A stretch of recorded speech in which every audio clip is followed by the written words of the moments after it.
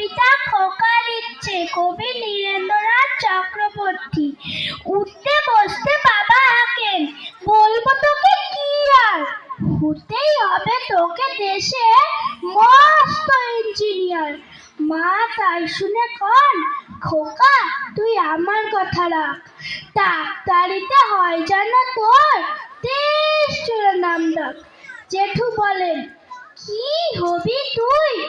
আমি সেটা জানি, তুই হবি এক নোবেল জয়ী বিখ্যাত বিজ্ঞানী। একই সঙ্গে সবাই বলে, অন্য কিছু নয়, এবার তোকে হতেই হবে স্কুলে ফার্স্ট বয়।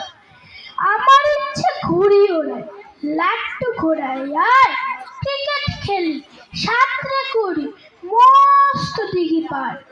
কিন্তু সেসব করতে গেলেই সবাই আসেন তেরে, সবাই বলেন মন্দে পড়ায় এক্ষুনি সব ছেড়ে।